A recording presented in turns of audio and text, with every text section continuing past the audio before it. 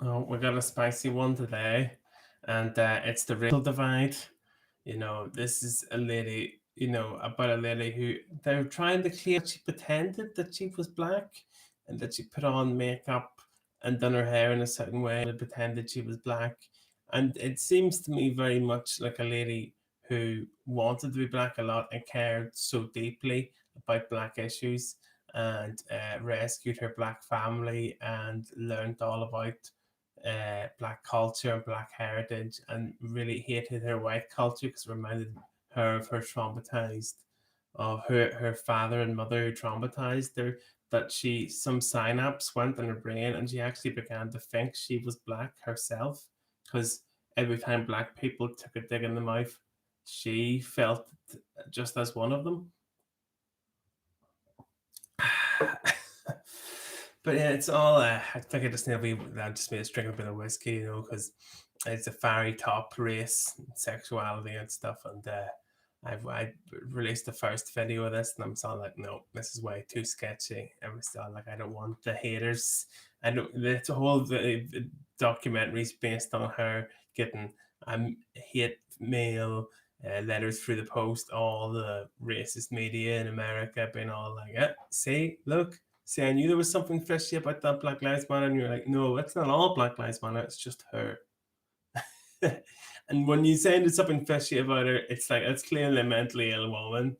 And people made a whole show about showing how this woman's mental illness has sort of seeped into the movement itself and then seeped into other people's lives, like her kids getting bullied in school and not and she was too afraid to go to the hairdressers with them and everything, and the kids are just like, mate, just please don't do any more interviews. You've gone in too deep, mom. You could have cared for black issues. You could have saved your black sisters and brothers, but you probably shouldn't have went that prominent. You probably should have hung in the background and let people actually ethnically black to go in the prominent thing. You should be backing them up, but you just let them take center face. But something went into her head whenever she became the newscast woman or the head of some kind of black union or black activist group, where she was all like, "Me, I'm black. I'm the leader. I, I'm the one." And then you're all like, okay, all right, yes, you have done a lot of good work for raising black people's issues, and there are a lot of different parts of America that are racist. The racist crime bill, then it's the racist police stop and frisk, then it's the pushing of gangster rap instead of good black male role models. Then there's the racist judges, right wing judges that Trump's appointing.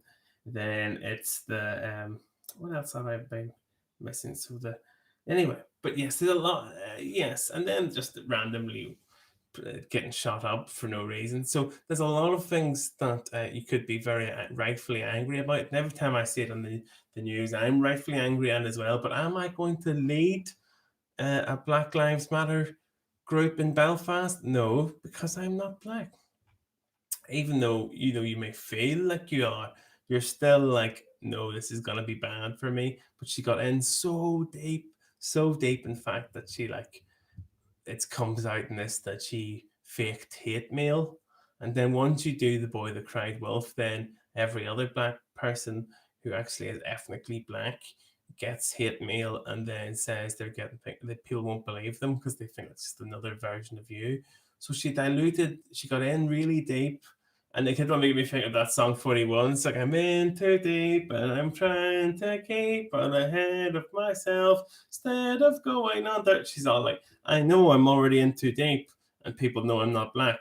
Time to fabricate some hate mail. It's like, that will get me out of this one. No, at one lie, just you try to fix with another lie and you end up getting in deeper and deeper.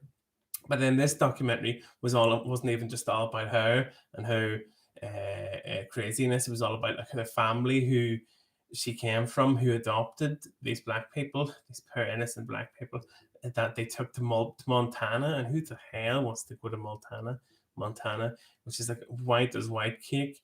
And they took them there and abused them and were terrible to them. And she rescued them, and then she taught them all about the family, the black family she rescued. She was a white person, and the people that her parents adopted were black, and she rescued them and then took them away from them evil to mum and dad, and taught them about black culture and learned about black culture, and showed them how class black culture was, and taught them to be confident in themselves.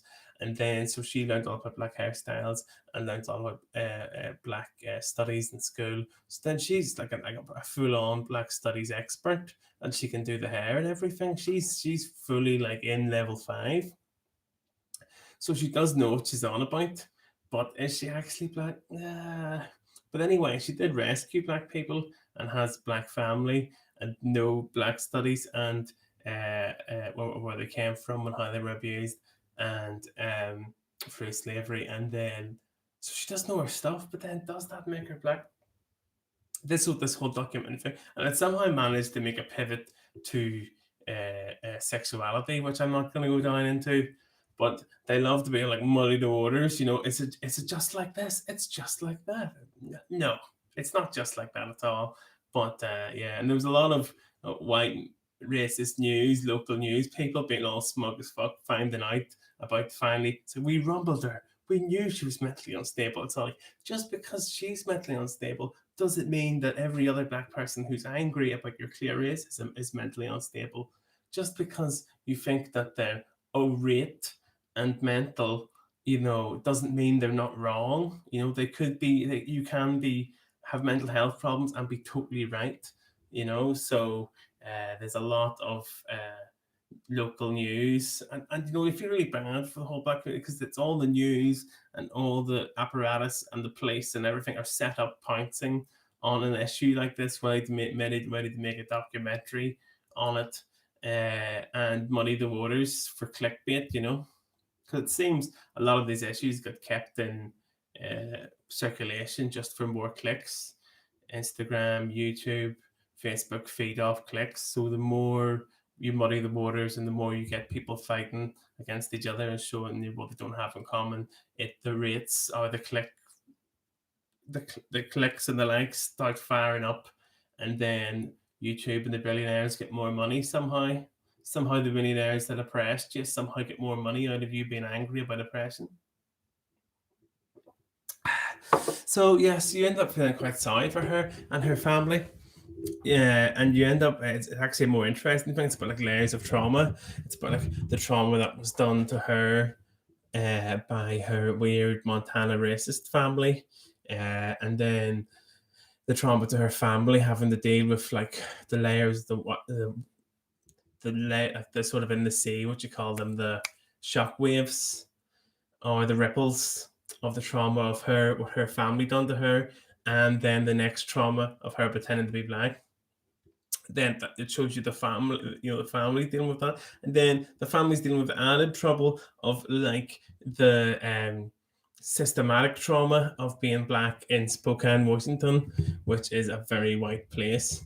And so it's basically dealing with trauma on multiple levels, and it seems it's very hard. It also deals with the fact how hard it is to find a leader. You need to find someone. There's not going to be a Martin Luther King every day, and there's not going to be a Malcolm X every day. You're going to have to actually find, another one of them. But people tend to fuck up, and people tend to be middle grounds, and people are a bit feckless at times, and some people have off days, and some people lie and cheat and everything. And so the average person's a bit blah. You need to find someone who's extraordinary and who doesn't eat cheese in the fridge at night. You need to find someone. And so they thought they had someone in this lady, and it turns out she was a bit of I think she was just a mentalist. And but then again, if not her, who? At least she had passion, so anyway, I'm going to leave this here.